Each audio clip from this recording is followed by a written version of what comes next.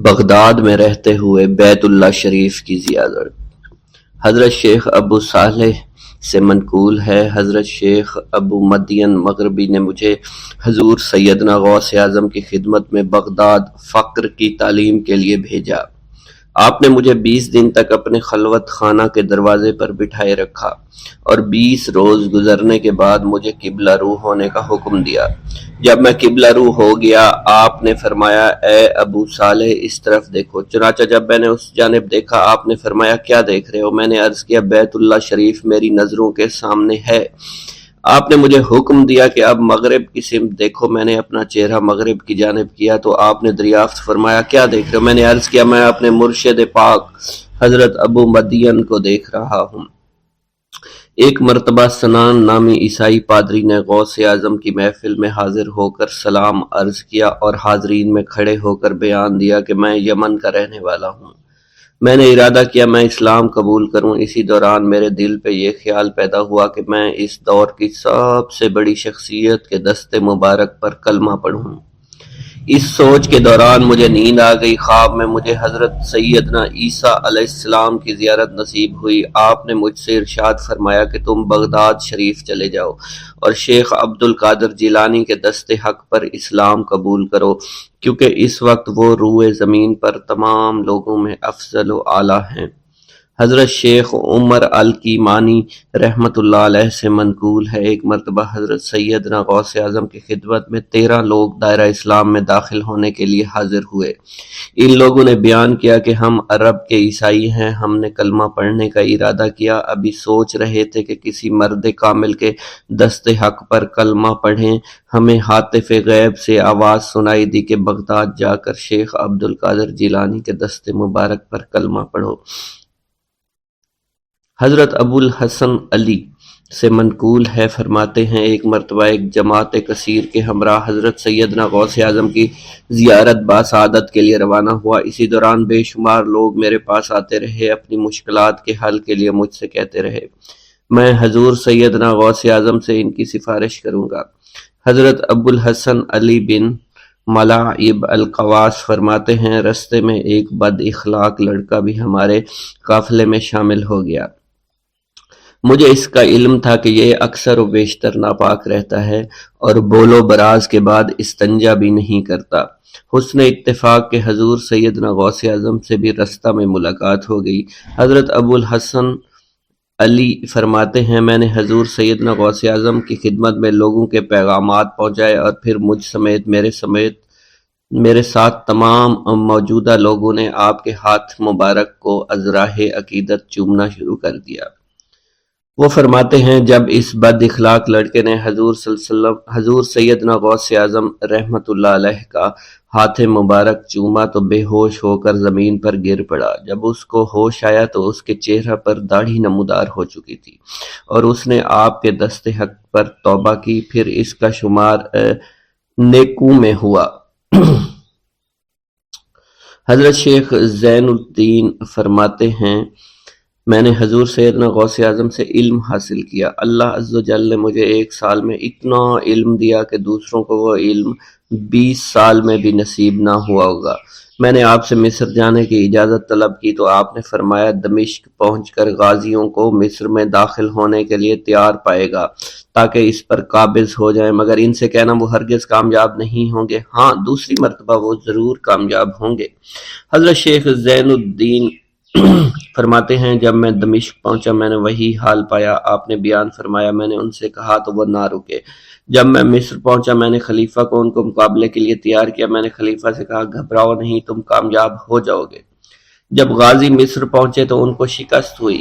شیخ زین الدین فرماتے ہیں، خلیفہ نے مجھے اپنا ندیم خاص مقرر کر دیا اور اپنے ہر راز سے مجھے واقفیت دے دی۔ پھر دوسری مرتبہ غازی آئے، انہوں نے مصر پر قبضہ کر لیا۔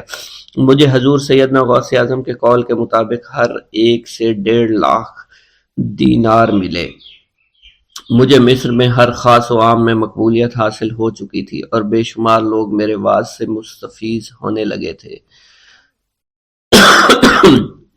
حضرت سیدنا غوث اعظم شیخ عبد القادر جیلانی کی خدمت میں ایک عورت حاضر ہوئی۔ آپ سے دعا کی درخواست کی کہ اس کے ہاں اولاد ہو آپ نے مراقبہ میں جا کر لوح محفوظ کا مشاہدہ کیا تو وہاں لکھا تھا اس عورت کی قسمت میں اولاد نہیں ہے۔ آپ نے اللہ کے حضور اس کے لیے دعا فرمائی۔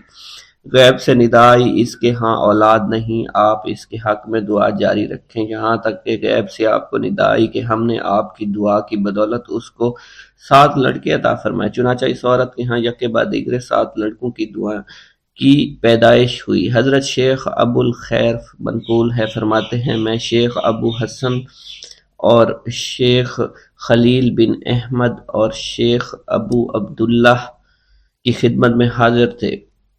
آپ نے فرمایا تم سب اپنی اپنی حاجات بیان کرو، میں انشاءاللہ تمہاری حاجات پوری کروں گا۔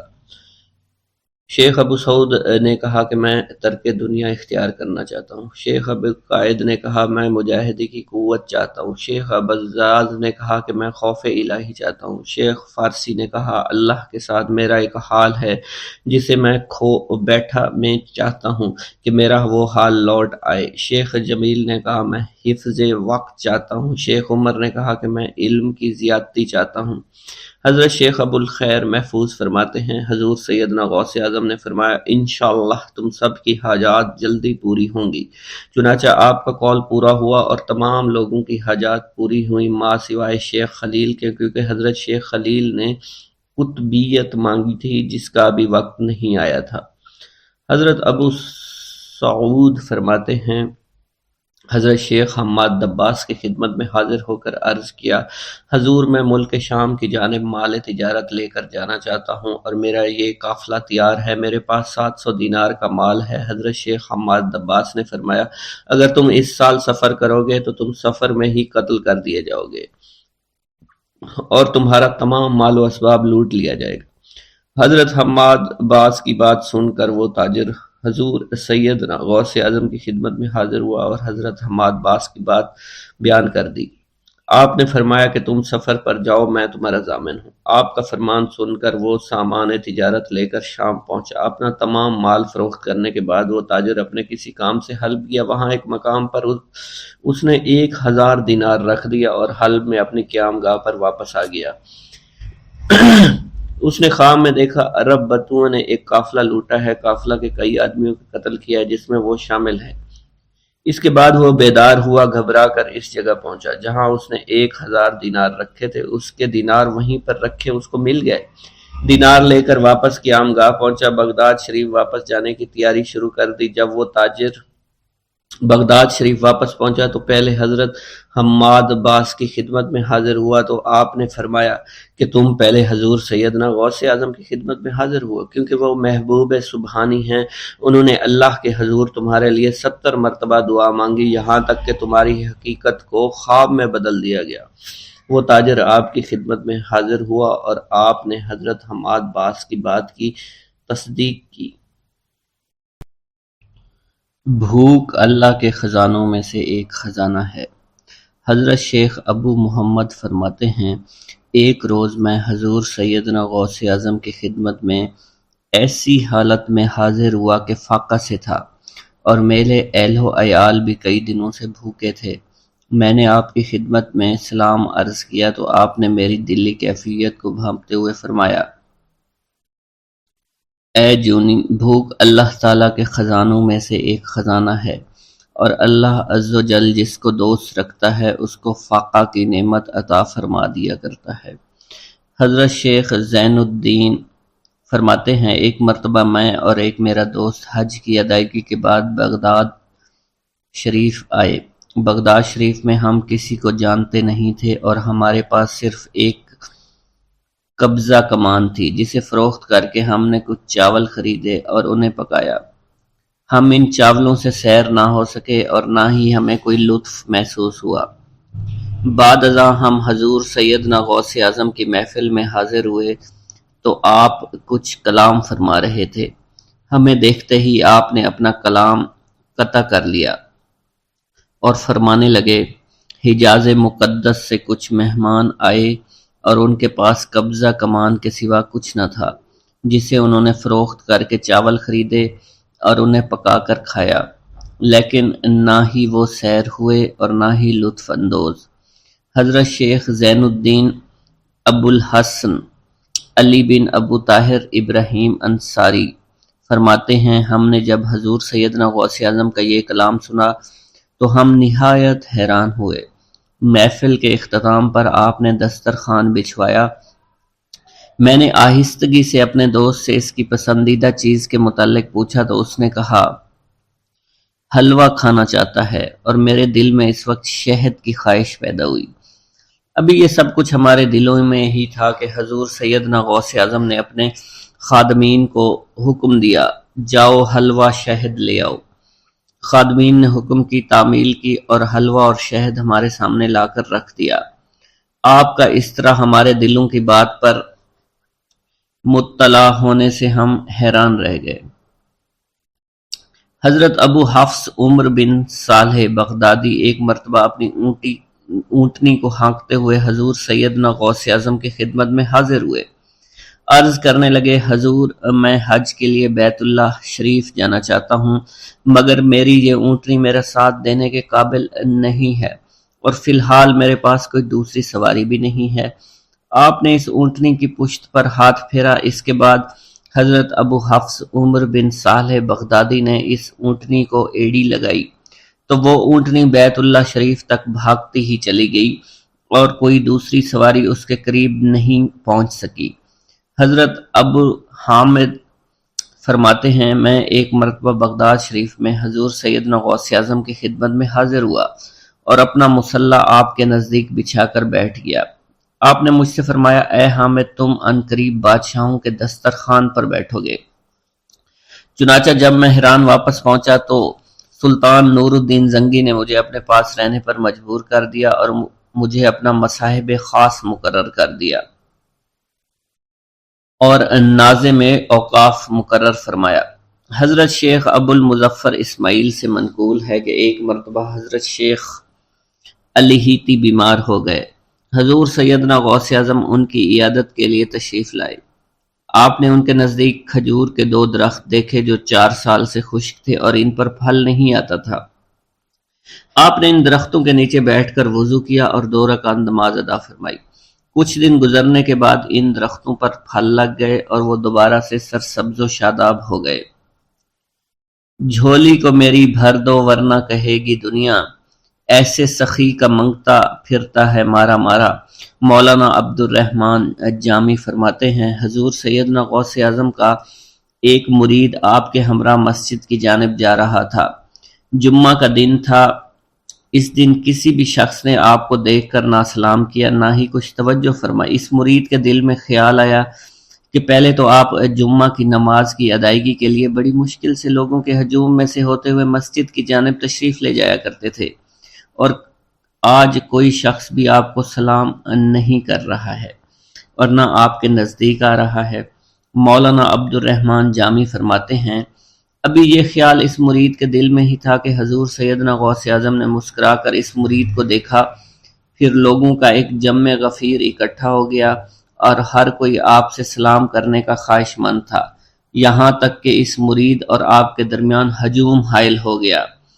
اس مرید کے دل میں یہ خیال آیا کہ یہ پہلا حال اچھا تھا جب میں اور آپ تنہا تھے۔ مولانا عبد الرحمن جامی فرماتے ہیں حضور سیدنا غوث اعظم شیخ عبد القادر جیلانی نے ایک مرتبہ پھر اس مرید کی دلی کیفیت کو بھانپتے ہوئے فرمایا تمہیں معلوم نہیں لوگوں کے دل میری مٹھی میں ہیں، میں انہیں چاہوں تو پھیر دوں، چاہوں تو اپنی جانب متوجہ کر لوں۔ ایک مرتبہ ایک عورت حضور سیدنا غوث اعظم کی خدمت میں بیٹے کو لے کر حاضر ہوئی۔ عرض کیا میرے اس بیٹے کو آپ سے دلی لگاؤ ہے، آپ اسے اپنی غلامی میں قبول فرما لیں، میں اللہ عز و جل اور آپ کی خاطر اپنے بیٹے پر اپنے حق کو معاف کرتی ہوں۔ آپ نے اس لڑکے کو قبول فرما لیا۔ چند روز بعد وہ عورت اپنے بیٹے سے ملنے کے لیے آئی تو وہ لڑکا آپ کے حکم سے مجاہدات میں مشغول تھا اور بے حد کمزور اور لاغر ہو چکا تھا۔ اس عورت نے جب آپ کو دیکھا تو آپ اس وقت مرغی کا گوشت کھا رہے تھے، آپ کے سامنے ہڈیاں پڑی ہوئی تھی۔ اس عورت نے آپ سے کہا کہ آپ خود تو مرغی کھاتے ہیں جبکہ میرا بیٹا سخت مجاہدات میں مشغول ہے۔ آپ نے اس عورت کی بات سننے کے بعد ہڈیوں کی جانب اشارہ کیا اور حکم دیا اللہ عز و جل کے حکم سے زندہ ہو جاؤ۔ آپ کا یہ فرمانا تھا کہ ان ہڈیوں سے ایک سالم مرغی زندہ کھڑی ہو گئی۔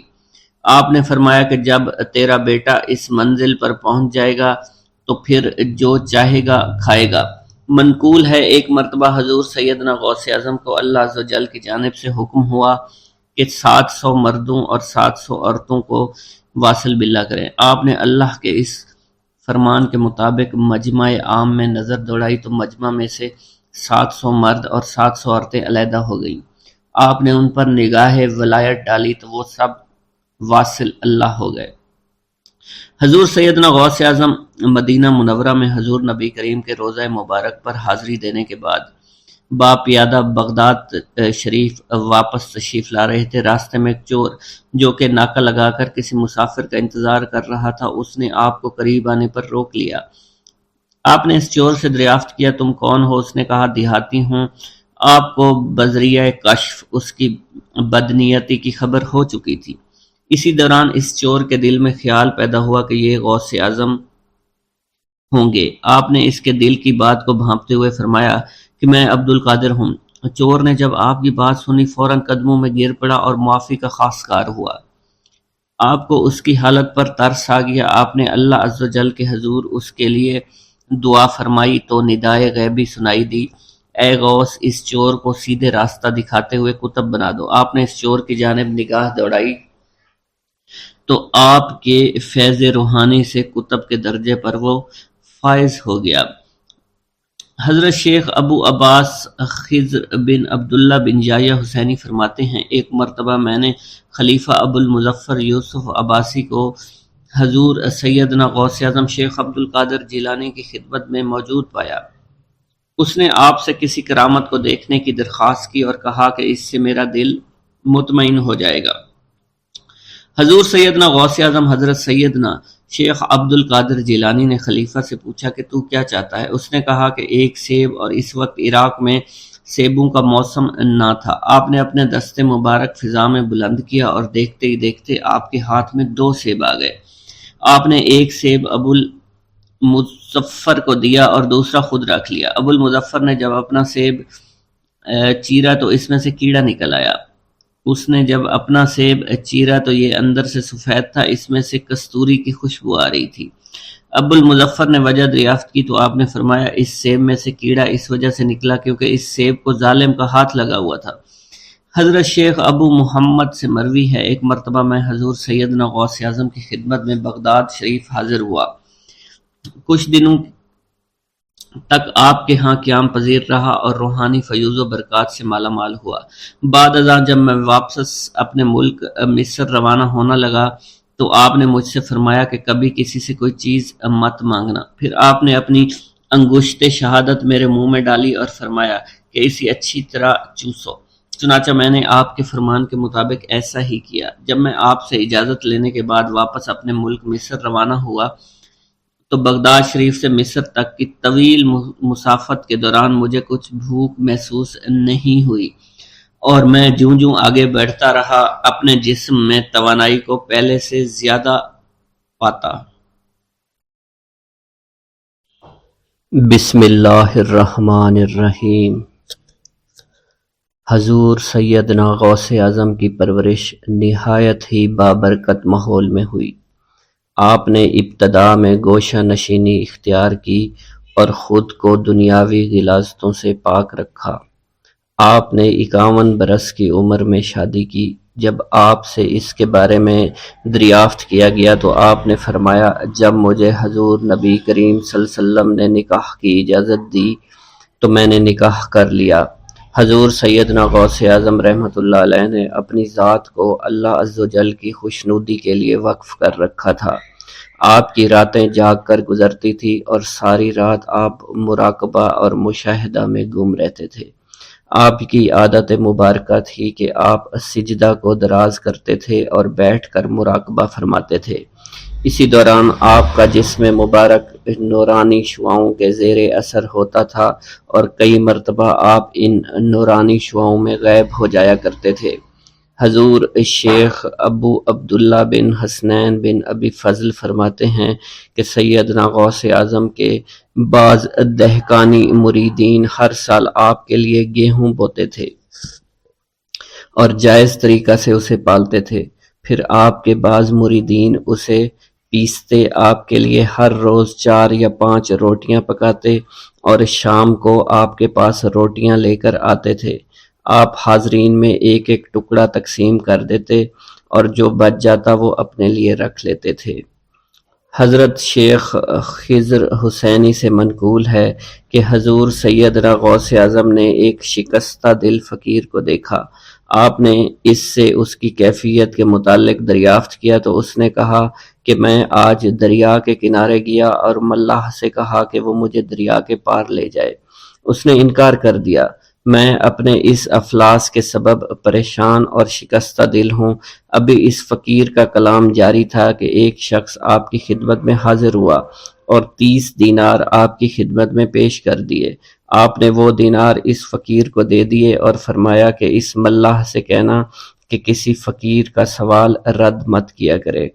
حضرت شیخ معمر کا بیان ہے کہ میں نے حضور سیدنا غوث اعظم سے زیادہ کسی کو درگزر فرمانے والا نہیں دیکھا۔ آپ کی عطا کا یہ عالم تھا کہ ایک محفل میں 400 لوگوں کو ولایت کے مقام اعلیٰ تک پہنچا دیا کرتے تھے۔ بھوکوں کو کھانا کھلانا اور بیواؤں کی حاجت روائی کرنا آپ کا معمول تھا۔ جب کسی بیمار کے متعلق سنتے فوراً اس کی عیادت کے لیے تشریف لے جایا کرتے۔ فقراء کو آپ کے در سے بغیر سوال کیے عطا ہو جایا کرتا۔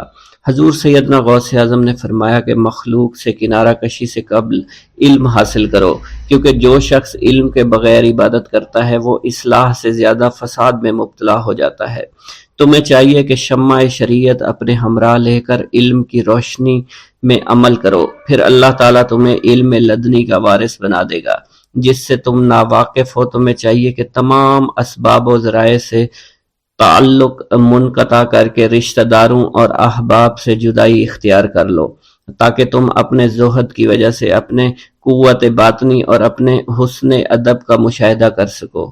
خدا کے علاوہ تمام عالم اسباب سے اس خوف سے منقطع ہو جاؤ تاکہ تمہاری شمع معرفت نہ بجھ جائے، اور جب تم 40 دن ایک چلہ اپنے رب کے لیے مخصوص کر دو گے تو تمہارے قلب سے حکمت کے چشمے جاری ہو جایا کریں گے اور تم معرفت الہی کی تپش کا مشاہدہ کرنے لگو گے، جس کو حضرت موسیٰ علیہ السلام نے اپنے شجر قلب پر محسوس کیا تھا۔ اس کیفیت کے بعد تم اپنے نفس و خواہش، اپنے شیطان، اپنی طبیعت اور اپنے وجود سے کہو گے کہ ٹھہر جا، میں نے اس آگ کا مشاہدہ کر لیا ہے جو قلب موسیٰ علیہ السلام سے روشن ہوئی تھی۔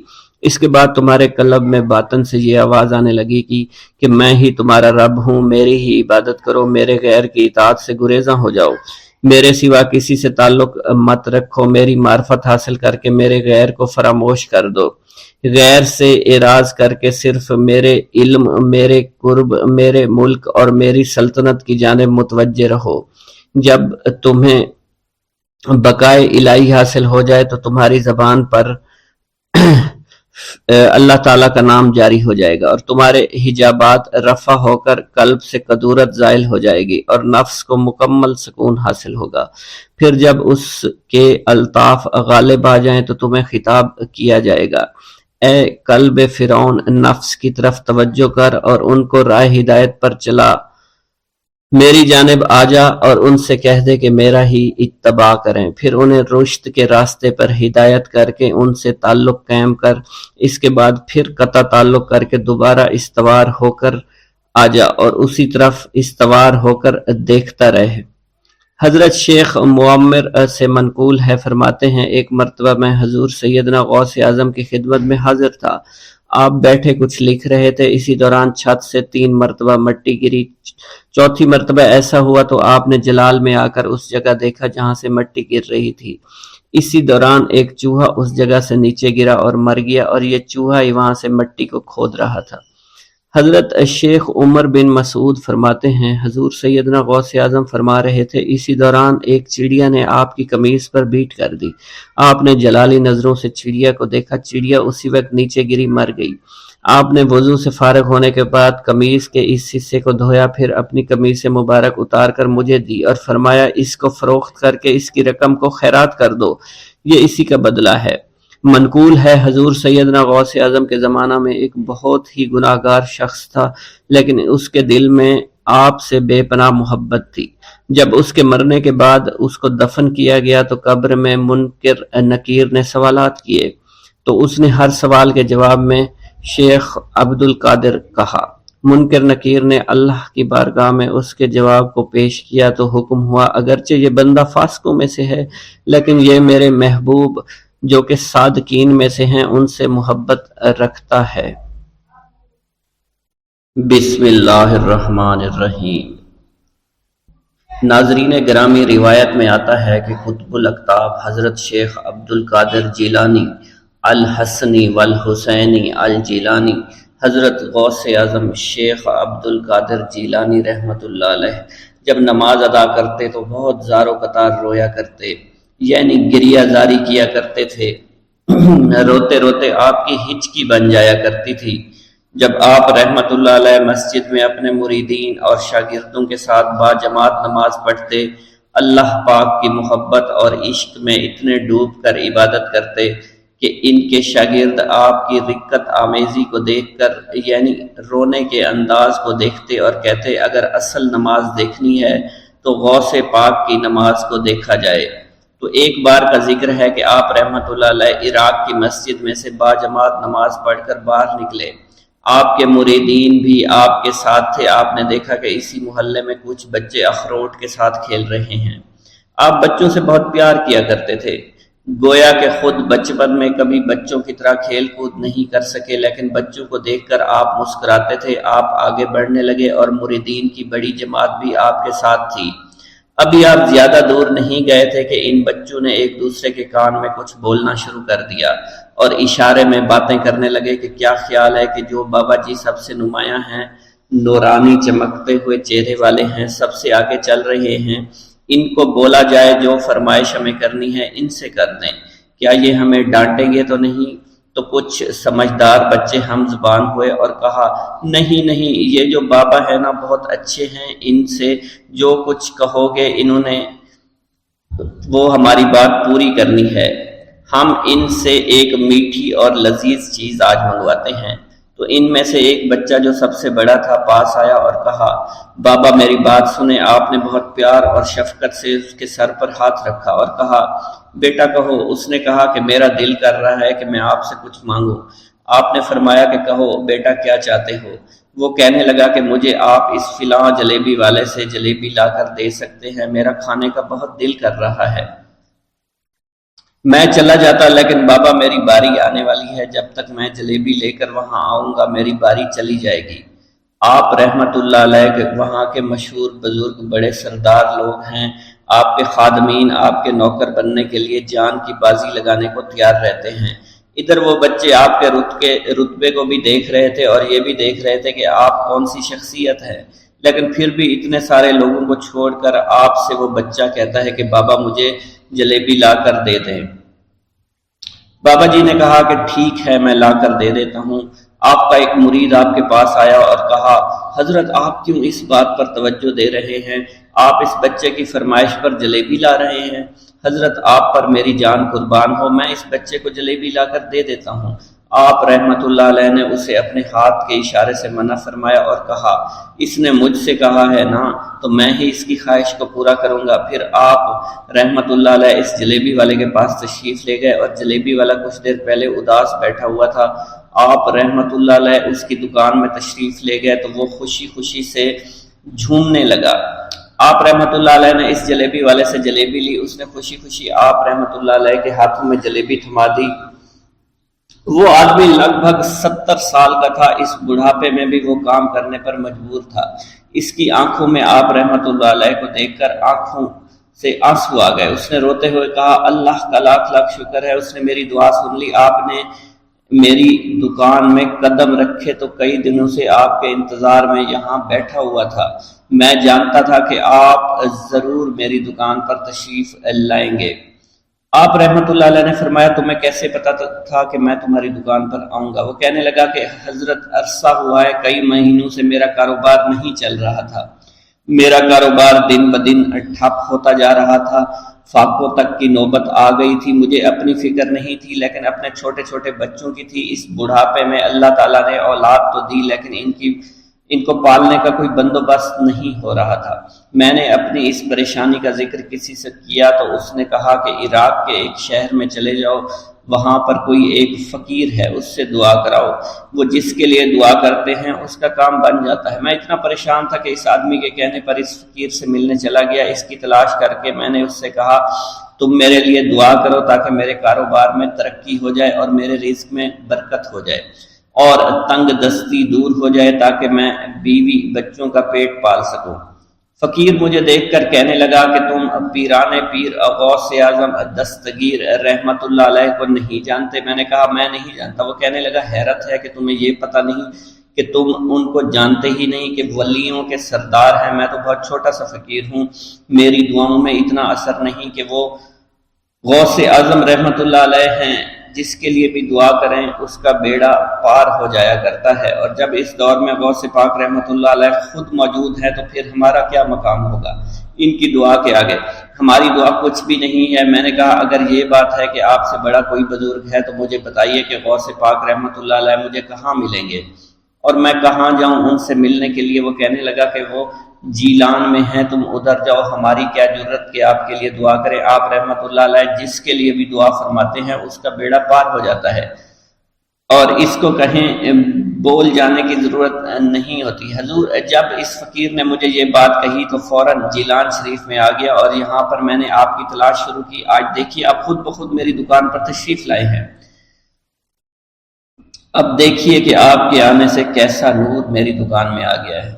حضور میرے حق میں دعا فرما دیجئے، اللہ پاک میری زندگی کو آسانیاں عطا فرمائے، مجھے اپنی بیوی اور بچوں کی بہت فکر ہے۔ آپ رحمت اللہ علیہ نے فرمایا پریشان ہونے کی ضرورت نہیں، اللہ تعالیٰ سب معاملات ٹھیک فرما دے گا۔ یہ کہہ کر آپ تشریف لے گئے، اس بچے کے پاس آئے اور اس کے ہاتھ میں جلیبی تھما دی۔ ابھی وہاں سے جانے والے تھے، دوسرا بچہ آیا، اس نے کہا کہ بابا آپ نے اس سے تو جلیبی لا کر دی ہے، مجھے بھی لا کر دیں۔ آپ نے اس سے بھی تسلی دی اور کہا میں تمہیں بھی جلیبی لا کر دے دیتا ہوں بیٹا۔ یہ دیکھ کر مریدین بہت غصہ ہونے لگے اور کہا کہ حضور ہم اس بچے کو جلیبی لا کر دے دیتے ہیں، آپ کیوں زحمت کرتے ہیں؟ لیکن آپ نے فرمایا نہیں، یہ بچے مجھ سے کہہ رہے ہیں نا، میں ان کا نہیں ٹال سکتا۔ حضور آپ بہت مصروف شخصیت ہے، کیوں ان چھوٹے بچوں کی باتیں سن رہے ہیں؟ آپ نے ہاتھ کے اشارے سے انہیں روکا اور فرمایا اللہ تعالیٰ نے ہمیں جس کام کے لیے چنا ہے بس وہ کام ہی ہم کر رہے ہیں، تم لوگ اللہ پاک کی حکمت کو نہیں سمجھ رہے۔ پھر آپ جتنی بار وہ بچے آپ کو بھیجتے رہے، آپ رحمت اللہ علیہ ان کے لیے جلیبیاں لاتے رہے، حتیٰ کہ آخری بچے کو بھی آپ نے جلیبی لا کر دے دی اور وہ مزے سے کھانے لگے۔ جلیبی کھانے کے بعد وہ آپ کو دعائیں کرنے لگے اور کہا آپ بہت اچھے انسان ہیں، جیسا کہ آپ کے بارے میں ہم نے سنا تھا آپ ویسے ہی ہیں، آپ اخلاق کے بہت عمدہ ہیں، آپ کی سخاوت کے بارے میں ہم نے جتنا سن رکھا تھا آپ اتنے ہی سخی ہیں، ہم آپ سے بہت خوش ہوئے۔ آپ رحمت اللہ علیہ مسکرائے، بچوں کی خوشی دیکھ کر آپ کو دلی اطمینان ملا۔ اب ایک اور نماز کا وقت ہو رہا تھا، آپ نے مریدین سے کہا کہ چلو نماز پڑھنے کے لیے مسجد میں چلتے ہیں۔ وہ سب مل کر مسجد میں چلے گئے اور اللہ کی عبادت میں مصروف ہو گئے۔ السلام علیکم۔ حضرت شیخ عبد القادر جیلانی رحمۃ اللہ علیہ کے خاندانی حالات۔ آپ کے نانا سید عبداللہ سومئی رحمۃ اللہ علیہ جیلان کے مشہور مشائخ اور روسا میں سے تھے، بڑے زاہد، متقی، مجاب الدعوات، قائم اللیل، صائم النہار، صابر، شاکر، منکسر المزاج اور صاحب کرامت ولی تھے۔ ضعیف و نحیف اور بڑی عمر کے ہونے کے باوجود کثیر النوافل اور دائم الذکر تھے۔ عجم کے مشہور مشائخ سے بھی فیوض و برکات حاصل کیے ہوئے تھے۔ آپ کی کرامات مشہور اور زبان و زد خلائق عام تھی۔ چنانچہ شیخ ابو عبداللہ محمد مخزومی کا بیان ہے کہ ایک دفعہ ہمارے بعض احباب تجارت کا مال لے کر ایک قافلہ کے ساتھ سمرقند کی طرف گئے۔ جب وہاں ایک صحرا میں پہنچے تو بہت سے مسلح سواروں نے انہیں آ گھیرا۔ حیرانی استجاب کے عالم میں انہوں نے بآواز بلند شیخ عبداللہ موسعی کو پکارا۔ معان پکارتے ہی کیا دیکھتے ہیں شیخ عبداللہ ان کے درمیان کھڑے فرما رہے ہیں، یعنی ہمارا پروردگار پاک اور بے عیب ہے، اے سوارو ہم سے دور ہو جاؤ۔ اس کا سننا تھا کہ گھڑ سوار اپنے سواروں کو پہاڑوں کی چوٹیوں، جنگلوں، بیابانوں کی طرف لے کر بھاگے اور پھر واپس کبھی نہ آئے۔ وہ سب ان کی دست اور غارت گری سے بالکل محفوظ رہے اور مامون رہے۔ اس کے بعد انہوں نے شیخ صاحب کی جستجو کی مگر کہیں نظر نہ آئے اور نہ ہی پتہ لگا کہ کدھر تشریف لے گئے۔ جب یہ لوگ جیلان واپس آئے تو انہوں نے لوگوں سے یہ ماجرا کہہ کر سنایا۔ لوگوں نے کہا واللہ شیخ تو اس وقت جہاں موجود تھے۔ الغرض اس قسم کی ہزار ہا کرامتیں آپ کی مشہور ہیں۔ آپ کی پھوپھی کا نام سیدہ عائشہ کنیت ام محمد تھی، بڑی پارسا اور نیک بخت اور صالحہ تھی۔ ایک دفعہ جیلان میں بارش نہ ہونے کی وجہ سے سخت قحط سالی واقع ہو گئی۔ لوگوں نے ہر چند دعائیں مانگی، نماز استخسار پڑھی مگر بارش بالکل بھی نہ ہوئی۔ آخر تنگ آ کر لوگوں نے آپ کی پھوپھی صاحبہ سے دعائے استسقاء کی درخواست کی۔ یہ سن کر آپ صحن میں گئیں اور زمین کو جھاڑو دیا، پھر بارگاہ ایزدی میں یوں عرض کرنے لگی، اے مولا جھاڑو تو میں نے دے دیا ہے، چھڑکاؤ تو کر دے۔ یہ کہنا ہی تھا کہ آسمان سے موسلا دھار بارش برسنا شروع ہو گئی۔ آنن فانن میں اتنا پانی جمع ہو گیا کہ لوگ سیلاب باراں کو چیرتے بمشکل گھروں پہنچے۔ آپ کی وفات بھی جیلان میں ہوئی۔ آپ کے والد ماجد مشہور ہے کہ حضرت شیخ عبد القادر جیلانی رحمۃ اللہ علیہ کے والد ماجد سید ابو صالح کو جنگ سے بہت انس تھا، اسی وجہ سے آپ کا لقب جنگی دوست ہو گیا۔ جنگی دوست فارسی لفظ ہے، اس کے معنی جنگ سے محبت یا انس رکھنے والا ہے۔ آپ نے زمانہ کے بلند مرتبہ متقی، پرہیزگار اور موضوع حقیقت سے واقف کار لوگوں میں سے تھے۔ کہتے ہیں کہ ریاضات و مجاہدات کے دوران میں ایک دفعہ آپ کو تیسرا فاقہ تھا۔ آپ دریا کے کنارے بیٹھے تھے، دریا میں ایک سیب بہتا ہوا آپ کو دکھائی دیا، جسے آپ نے پکڑ کر تناول فرما لیا۔ بعد میں آپ کے دل میں یہ خطرہ گداز ہوا کہ معلوم نہیں یہ سیب کس کا ہے، میرے لیے اس کا کھا لینا کیوں کر حلال ہو سکتا ہے۔ یہ خیال پیدا ہوتے ہی آپ اپنی قصور معاف کروانے کے لیے مالک سیب کی جستجو میں دریا کے کنارے کنارے چلے۔ کئی روز متواتر سفر کرنے کے بعد آپ کو آب رواں کے قریب نہایت عظیم الشان عمارت ملی، جس میں ایک بہت وسیع باغ تھا۔ اس باغ میں سیب کا ایک بہت بڑا درخت بھی نظر آیا، جس کی شاخیں میوہ سے لدی ہوئی تھی، سطح آپ پر پھیلی ہوئی تھی۔ ان شاخوں سے پختہ سیب ٹوٹ ٹوٹ کر پانی میں گر رہے تھے۔ آپ کو یقین ہو کیا جو سیب آپ نے تناول فرمایا تھا وہ اسی درخت کا ہے۔ چنانچہ آپ نے مالک باغ کے متعلق دریافت کیا۔ تحقیقات کے بعد معلوم ہوا کہ اس باغ و محل کے مالک حضرت سید عبداللہ سومئی رحمۃ اللہ علیہ ہیں۔ آپ ان کی خدمت میں حاضر ہوئے اور سارا ماجرا عرض کر کے معافی کی درخواست کی۔ حضرت عبداللہ تاڑ گئے کہ یہ شخص بندگان خدا میں سے ہے، فرمایا 12 برس ہماری خدمت میں رہو تب وہ معاف ہوگا۔ آپ نے بصر و چشم منظور فرما لیا۔ 12 سال کی مدت ختم ہوئی تو حضرت عبداللہ سومئی نے فرمایا کہ ایک خدمت اور ہے، اسے بھی انجام دے دو، تب سے معاف کروں گا۔ وہ یہ کہ میری ایک لڑکی ہے جس میں 4 عیب ہیں، آنکھوں سے ادھی ہے، کانوں سے بہری ہے، ہاتھوں سے لولی ہے اور پاؤں سے لنگڑی ہے۔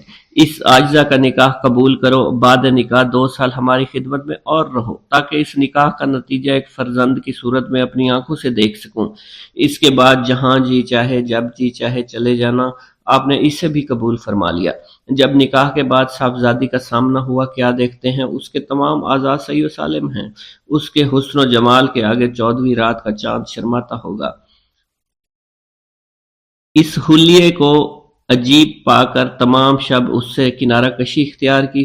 دوسرے دن صبح کو حضرت عبداللہ سومی رحمۃ اللہ علیہ نے فراست سے سارا حال دریافت فرما کر ابو صالح سے کہا، میں نے اپنی لڑکی کی جو صفات تم سے بیان کی تھی وہ سب من و عن صحیح ہیں۔ نااحرم کے لیے اس کی آنکھیں اندھی ہیں، غیر حق بات کہنے کے لیے اس کے کان بہرے ہیں، مس سے نامحرم کے لیے اس کے ہاتھ لولے ہیں، اور تمہارے حکم کے خلاف قدم اٹھانے کے لیے اس کے پاؤں لگڑے ہیں۔ اس توجیہ کا سن کر ابو صالح کے قلب میں اپنی بیوی کی بڑی قدر و منزلت ہوئی اور دونوں ہنسی خوشی رہنے لگے۔ حضرت ابو صالح ابتدا سے لے کر اوسط عمر تک بالکل لاولد رہے، آخری عمر میں آ کر اولاد پیدا ہوئی۔ آپ کی والدہ ماجدہ کنیت ام الخیر، لقب ام الجبار اور نام فاطمہ تھا، سید عبداللہ سومی کی دختر تھی۔ 60 سال کی عمر میں حضرت شیخ عبد القادر جیلانی رحمۃ اللہ علیہ آپ کے بطن سے تولد ہوئے۔ شیخ عبداللہ جبائی بیان کرتے ہیں کہ ایک وقت میں کتاب حلیۃ الاولیاء ابن ناصر کو سنا رہا تھا کہ اسی اثنا میں مجھے رکت ہوئی اور خیال ہوا کہ میں مخلوق سے قطع تعلق کر کے گوشہ نشینی اختیار کروں اور عبادت الہی کرتا رہوں۔ میں اسی غرض سے حضرت شیخ عبد القادر جیلانی کی خدمت میں آیا، آپ کے پیچھے نماز پڑھی۔ جب آپ نماز سے فارغ ہوئے تو میں آپ کے سامنے ہو کر بیٹھ گیا۔ آپ نے مجھے دیکھ کر فرمایا، تم مخلوق سے قطع تعلق کرنا چاہتے ہو مگر ابھی نہیں، اول تم علم حاصل کرو، مشائخ طریقت کی خدمت میں رہ کر ان سے ادب اور سلوک سیکھو تو تمہیں اس وقت مخلوق سے انقطاع کرنا جائز ہوگا۔ اگر تم اس سے پہلے گوشہ نشینی اختیار کرو گے تو تمہاری مثال مرغ بے پر کی ہوگی۔ جب تمہیں کوئی دینی مشکل پیش ہوگی تو اس کو پوچھنے کے لیے باہر نکلو گے۔ گوشہ نشین ایسا شخص ہونا چاہیے جو کہ شمع کی طرح روشن ہو تاکہ لوگ اس کی نورانی روشنی سے فائدہ اٹھا سکیں۔ شیخ عبد العباس الخضر نے بیان کیا ہے کہ ہم کئی لوگ ایک شب کو حضرت شیخ عبد القادر جیلانی کے مدرسہ میں حاضر تھے۔ خلیفۃ المستجب باللہ ابو المظفر یوسف بن المختصہ امر اللہ آپ کی خدمت میں حاضر ہوا اور سلام کر کے آپ کے سامنے مؤدب ہو کر بیٹھ گیا۔ خلیفہ موصوف اس وقت آپ سے نصیحت کرنے کی غرض سے آیا اور اپنے ساتھ 10 تھیلیاں زر نقد بھروا لایا۔ یہ تھیلیاں خلیفہ موصوف نے آپ کے سامنے پیش کی۔ آپ نے ان کو لینے سے انکار کر دیا۔ خلیفہ موصوف نے آپ سے اصرار کیا کہ آپ اسے قبول فرما لیں، مگر آپ نے اس کے اصرار سے صرف 2 عدد ہی تھیلیاں اٹھائیں اور اپنے دائیں اور بائیں ہاتھ پر آپ نے ان تھیلیوں کو رکھا اور دونوں ہاتھوں سے نچوڑ دیا تو اس میں سے خون ٹپکنے لگا۔ آپ نے خلیفہ سے فرمایا کہ تم خدائے تعالیٰ سے نہیں شرماتے؟ لوگوں کا خون کر کے تم اس مال کو میرے پاس لائے ہو۔ خلیفہ موصوف یہ سن کر بے ہوش ہو گیا۔ پھر آپ نے فرمایا، اگر رسول اللہ سے اس کے نسب متصل ہونے کی عزت و حرمت مد نظر نہ ہوتی تو میں اس خون کو اس کے محلات تک بہا دیتا۔ قدرت العارفین شیخ ابو الحسن علی ارقریشی بیان فرماتے ہیں کہ 579 ہجری کا واقعہ ہے کہ روافظ کی ایک بہت بڑی جماعت خشک کدہ جو کہ سلے ہوئے اور مور شدہ تھے لے کر آئے۔ ان لوگوں نے آپ سے پوچھا، آپ بتلائیے ان دونوں گدوں میں کیا چیز ہے؟ آپ نے اپنے تخت سے اتر کر ایک گدے پر اپنا دست مبارک رکھا اور فرمایا، اس میں آفت رسید بچہ ہے، اور اپنے صاحبزادے عبدالرزاق کو اس گدوں کو کھولنے کے لیے فرمایا۔ جب وہ کھولا گیا تو اس میں سے وہی آفت رسیدہ بچہ نکلا۔ اس کو آپ نے دست مبارک سے اٹھا کر فرمایا، قم باذن اللہ، وہ اللہ تعالیٰ کے حکم سے کھڑا ہو گیا۔ پھر آپ نے دوسرے گدے پر اپنا دست مبارک فرمایا، اس میں صحیح و سالم تندرست بچہ ہے۔ اپنے بیٹے کو کھولنے کا حکم دیا، کھولا تو اس میں بچہ نکلا جو چلنے لگا۔ آپ نے اس کو پیشانی سے پکڑ کر فرمایا، بیٹھ جاؤ، تو وہ اللہ تعالیٰ کے بیٹھ گیا۔ آپ کی یہ کرامت دیکھ کر یہ لوگ اپنے روافظ نظریات سے تائب ہو گیا۔ نیز اس وقت آپ کی یہ کرامت دیکھ کر مجلس کے 3 شخصوں کی روح پرواز کر گئی، واللہ عالم۔ نیز شیخ و موصوف بیان کرتے ہیں کہ ایک وقت میں آپ کی خدمت میں حاضر تھا، مجھے اس وقت ایک ضرورت پیش آئی، میں اسے پوری کرنے کی غرض سے نکلا۔ آپ نے فرمایا، چاہو، تم کیا چاہتے ہو؟ میں نے عرض کیا کہ فلاں امر کا خواستگار ہوں۔ میں اس وقت امور باطنی میں سے ایک امر کی خواہش کی تھی، چنانچہ اس وقت مجھے وہ حاصل ہو گیا۔ آپ کے رکابدار ابو العباس احمد بن محمد القریشی بغدادی بیان کرتے ہیں کہ ایک روز آپ سواری پر جامعہ منصوری تشریف لے گئے۔ جب آپ وہاں سے واپس آئے، آپ نے اپنی چادر اتاری، چادر اتار کر پیشانی پر سے ایک بچھو نکال کر زمین پر ڈالا۔ جب یہ بھاگنے لگا تو آپ نے فرمایا مر جا، تو اسی وقت یہ بچھو مر گیا۔ پھر آپ نے مجھ سے فرمایا اس نے مجھ کو جامعہ حضوری سے یہاں تک 60 مرتبہ کاٹا۔ ایک دفعہ بغداد کی قحط سالی میں آپ سے تنگ دستی فاقہ کشی کی شکایت کی تو آپ نے مجھے قریباً 10-12 سیر گندم دیے اور فرمایا اسے لے جاؤ اور کوٹھے میں بند کر دو، اور صرف ایک طرف سے اس کا منہ کھول کر حسب ضرورت اس میں سے نکال لیا کرو، مگر اسے کبھی دیکھنا مت۔ چنانچہ اس گیہوں کو 5 سال تک کھاتے رہے۔ ایک دفعہ میری زوجہ نے اس کوٹھے کا منہ کھول کر دیکھا اس میں کتنے گیہوں ہیں، تو اس میں جس قدر اول روز دانے ڈالے تھے اتنے ہی معلوم ہوئے۔ پھر یہ گیہوں 7 روز میں ختم ہو گیا۔ میں نے آپ سے اس کا ذکر فرمایا، آپ نے کہا اگر تم اسے نہ دیکھتے تو اسی طرح کھاتے رہتے۔ عمر بن حسین بن خلیل بیان کرتے ہیں کہ میں ایک دفعہ آپ کی خدمت میں حاضر تھا، آپ کے روبرو ہی منہ گھٹے ہوئے بیٹھا تھا۔ اس وقت میں نے قندیل کی طرح ایک روشنی سی دیکھی جو آپ کے دہن مبارک سے 2-3 دفعہ قریب ہو کر واپس ہو گئی۔ میں نے نہایت متعجب ہو کر اپنے جی میں کہا کہ میں لوگوں سے ضرور اس کا ذکر کروں گا۔ آپ نے اسی وقت فرمایا کہ تم خاموش بیٹھے رہو، مجلس کی باتیں امانت ہوا کرتی ہیں۔ پھر میں نے آپ کی وفات تک اس کا ذکر کسی سے بھی نہیں کیا۔ شیخ ابو الحسن بیان کرتے ہیں کہ جب میں شیخ عبد القادر جیلانی رحمۃ اللہ علیہ کی خدمت میں رہ کر آپ سے تحصیل علم کیا کرتا تھا، اس وقت آپ ہی کا کوئی کام کرنے کی غرض سے اکثر اوقات شب بیداری کیا کرتا تھا۔ چنانچہ 553 ہجری کا واقعہ ہے کہ ایک شب کو آپ اپنے دولت خانہ سے باہر تشریف لائے۔ میں آپ کی خدمت میں آفتاب بھر کر لایا، مگر آپ نے انہیں نہیں لیا اور سیدھے آپ مدرسہ میں تشریف لے گئے۔ مدرسے کا دروازہ آپ ہی سے کھلا پھر آپ ہی سے بند ہو گیا۔ آپ باہر نکلے، میں بھی آپ کے پیچھے ہو لیا۔ اس کے بعد آپ بغداد کے دروازے پر پہنچے، یہ دروازہ بھی آپ ہی سے کھلا پھر آپ ہی سے بند ہو گیا۔ اس کے بعد ہم ایک شہر میں پہنچے جسے میں نے کبھی نہیں دیکھا تھا۔ اس میں پہنچ کر آپ ایک مکان میں داخل ہوئے جو کہ آپ کے مسافر خانے سے شبیہ تھا۔ اس مکان پر 6 لوگ تھے، انہوں نے آپ کو سلام کیا، آپ ذرا آگے چلے گئے، اس میں ایک کھمبے کے پاس ٹھہر گیا۔ یہاں سے میں نے نہایت پست آواز سے کسی کرانے کی آوازیں سنی۔ کچھ منٹ بعد یہ آہٹ بند ہو گئی۔ اس کے بعد جہاں سے یہ آہٹ سنائی دیتی تھی ایک شخص اس طرف گیا اور وہاں سے ایک شخص کو کندھے پر اٹھا لایا۔ اس کے بعد ایک اور شخص جس کی مونچھیں دراز تھی، سر برہنہ تھا، آ کر آپ کے سامنے بیٹھ گیا۔ آپ نے اس کو کلمہ شہادت 3 دفعہ پڑھا کر اس کی مونچھیں تراشی، اسے ٹوپی پہنائی اور محمد اس کا نام رکھا اور فرمایا مجھے حکم ہوا ہے یہ شخص متوفی کا قائم مقام ہوگا۔ ان سب نے کہا بصر و چشم۔ پھر آپ وہاں سے روانہ ہوا۔ ہم تھوڑی دور چلے تھے، بغداد کے دروازے پر پہنچے۔ جس طرح پہلی دفعہ دروازہ کھلا بند ہوا، اسی طرح اب بھی دروازہ کھلا اور بند ہوا۔ اس کے بعد ہم مدرسہ تشریف لے اور مکان میں چلے گئے۔ جب صبح کو میں نے آپ سے سبق پڑھتے بیٹھا ہوا تھا تو میں نے آپ کو قسم دلا کر پوچھا کیا واقعہ تھا؟ آپ نے فرمایا یہ جو شہر تم نے دیکھا یہ نہاون تھا، جو کہ اطراف اور قرب و جوار میں ایک شہر کا نام ہے، اور یہ 6 اشخاص ابدال ونجا میں سے تھے، اور 7ویں شخص جس کی آہٹ سنائی دیتی تھی یہ بھی انہی میں سے تھے، اور اس وقت وہ وفات پانے والے تھے۔ اس لیے میں ان کے پاس گیا اور جس شخص کو میں نے کلمہ شہادت پڑھایا وہ نصرانی اور قسطنطنیہ کا رہنے والا شخص تھا۔ مجھے حکم ہوا تھا کہ وہ شخص ان کا قائم مقام ہوگا، اس لیے وہ میرے پاس لایا گیا۔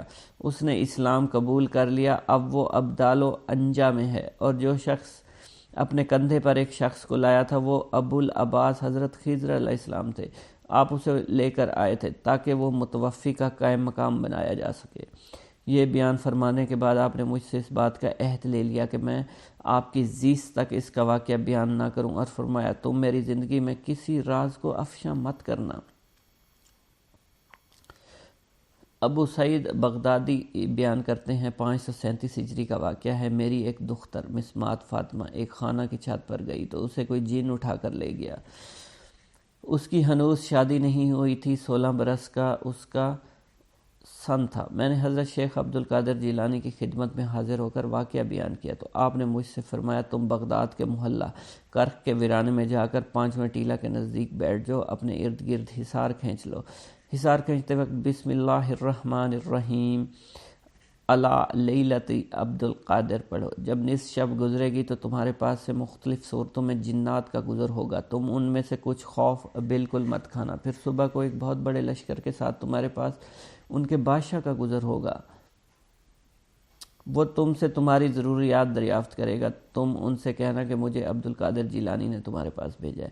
اس کے بعد تم اپنی دختر کا واقعہ بیان کر دینا۔ ابو سعید عبداللہ بن احمد فرماتے ہیں کہ میں آپ کے حسب ارشاد ویرانہ میں جا کر حصار کھینچ کر بیٹھ گیا، وہاں سے جنات کے متعدد گروہ کا ہیبت ناک صورتوں میں گزر ہوتا رہا، مگر میرے پاس حصار کے علاوہ کوئی نہیں آ سکتا تھا۔ آخر ایک لشکر کا گزر ہوا، ان کا بادشاہ گھوڑے پر سوار تھا، وہ میرے سامنے آ کر ٹھہر گیا، مجھ سے پوچھنے لگا تمہیں کیا ضرورت پیش آئی ہے؟ میں نے کہا شیخ عبد القادر جیلانی نے مجھے آپ کے پاس بھیجا ہے۔ جب اس نے آپ کا نام سنا گھوڑے پر سے اتر کر نیچے بیٹھ گیا، اسی طرح اس کے ساتھ اس کا لشکر بھی نیچے بیٹھ گیا۔ پھر اس نے مجھ سے کہا اچھا پھر انہوں نے تم کو کس لیے بھیجا ہے؟ میں نے اپنا قصہ بیان کیا۔ اس نے اپنے تمام لشکر سے دریافت کیا کہ ان کی دختر کو کون اٹھا کر لے گیا ہے، تو ان سب نے کہا معلوم نہیں کون لے گیا۔ اس کے بعد جن لایا گیا اور کہا گیا یہ چین کے جنات میں سے ہے، دختر اس کے ساتھ تھی۔ اس بادشاہ نے پوچھا تجھے کیا ہوا تھا؟ تو اسے قطب وقت کی رکاب داری میں سے اٹھا کر لے گیا تھا۔ اس نے کہا کہ یہ دختر مجھے اچھی لگی تھی اس لیے میں اس کو اٹھا کر لے گیا۔ بادشاہ نے اس کا کلام سنتے ہی اس کی گردن اڑا ڈالی اور لڑکی کو میرے حوالے کر دیا۔ اس کے بعد میں نے بادشاہ سے کہا آج کے سوا مجھے آپ لوگوں کا حضرت شیخ عبد القادر جیلانی کی تابعداری کرنا معلوم نہ تھا، تو وہ کہنے لگا کہ بے شک شیخ عبد القادر جیلانی ہم میں سے تمام سرکش لوگوں پر نظر رکھتے ہیں، اس لیے وہ آپ کے خوف سے بھاگ کر دور دراز مقام پر جا بسے، کیونکہ جب اللہ تعالیٰ کسی کو قطب وقت بنا دیتا ہے تو جن و انس دونوں پر اس کی حاکمیت بھی دیا کرتا ہے۔ ایک مرید عورت کا واقعہ۔ منقول ہے حضور سیدنا غوث اعظم کی ایک عورت مرید تھی جس پر ایک فاسق بدبخت عاشق ہو گیا۔ ایک دن وہ عورت رفع حاجت کے لیے نزدیکی پہاڑیوں کی ایک غار میں گئی تو اس فاسق بدبخت کو اس کی خبر ہو گئی۔ اس بدبخت نے اس غار میں جا کر اس عورت کو پکڑ لیا اور اس کی عزت لوٹنے کی کوشش کرنے لگا۔ اس عورت نے بآواز بلند آپ کو مدد کے لیے پکارا۔ آپ اس وقت اپنے مدرسہ میں وضو فرما رہے تھے۔ آپ نے اپنی کھڑاؤں کو اس غار کی سمت میں پھینکا، وہ کھڑائیں اس فاسق کے سر پر لگنا شروع ہو گئیں جس سے وہ بدبخت ہلاک ہو گیا۔ وہ عورت آپ کے کھڑائیں لے کر آپ کی خدمت میں حاضر ہوئی اور حاضرین محفل کے سامنے سارا ماجرا بیان کر دیا۔ ایک مرتبہ دریائے دجلہ میں سیلاب آ گیا۔ دریا کی طغیانی کی شدت کی وجہ سے لوگ پریشانی کے عالم میں حضور سیدنا غوث اعظم کی خدمت میں حاضر ہوئے۔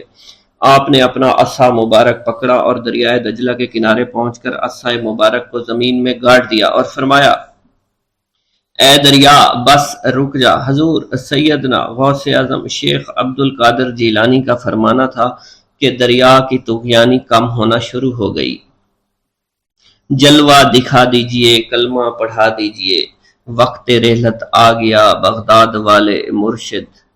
حضور سیدنا غوث اعظم کی عمر مبارک 91 برس ہو چکی تھی۔ آپ نے اپنے گھر والوں کو اپنے وصال کی خبر دی تو سب کی آنکھوں سے آنسو جاری ہو گئے۔ آپ اب باقاعدہ علیل رہنے لگے تھے۔ آپ کی ذات بابرکات کا فیضان جس سے ایک عالم سیراب ہوا کرتا تھا اس کے جانے کا وقت آ چکا تھا۔ آپ نے اپنے صاحبزادے حضرت سید عبد الوہاب رحمۃ اللہ علیہ سے فرمایا تم میرے پاس سے ہٹ جاؤ کیونکہ میں بظاہر تمہارے ساتھ ہوں مگر میرا باطن صرف اللہ کے ساتھ ہے۔ اس وقت کچھ لوگ یہاں تشریف لانے والے ہیں، تم ان کے لیے جگہ کو فراخ کر دو۔ حضور سیدنا غوث اعظم کلمات کو سننے کے بعد بستر پر لیٹ گئے۔ آپ کی زبان مبارک سے ذیل کے کلمات جاری ہوئے، میں اللہ رب العزت سے مدد لیتا ہوں جس کے سوا کوئی عبادت کے لائق نہیں، جو زندہ ہے نہ اسے موت ہے نہ خوف پاک ہے، جو قدرت سے باعزت ہے، جو بندوں پر موت طاری کرنے پر قادر ہے، اس کے سوا کوئی عبادت کے لائق نہیں ہے، اور حضرت محمد صلی اللہ علیہ وسلم اس کے رسول ہیں۔ اس کے بعد حضور سیدنا غوث اعظم کی زبان مبارک سے اللہ اللہ کا ورد جاری ہو گیا اور اپنی جان آفریں کے سپرد کر دی۔ حضور سیدنا غوث اعظم کے صاحبزادے حضرت سید عبد الرزاق سید موسیٰ فرماتے ہیں کہ آپ بار بار ہاتھ مبارک کو بلند فرماتے اور زبان مبارک سے فرماتے توبہ کرو اور صف میں شامل ہو جاؤ۔ پھر آپ کے پاس حق آیا اور موت کے آثار ہونا شروع ہو چکے تھے، اور یہ الفاظ جاری تھے: میں مدد چاہتا ہوں کلمہ کی، اللہ کی جو پاک و برتر ہے اور ایسا زندہ ہے جسے موت کا خوف نہیں، وہ اپنی قدرت کے ساتھ غالب ہے اور بندوں کو موت کے ساتھ مجبور کیا۔ پھر آپ نے اللہ عز و جل کی وحدانیت اور حضور نبی کریم صلی اللہ علیہ وسلم کی رسالت کی گواہی دی اور اللہ اللہ کا ورد بلند کر دیا، یہاں تک کہ آپ کی روح قفس عصری سے پرواز کر گئی۔ انا للہ و انا الیہ راجعون۔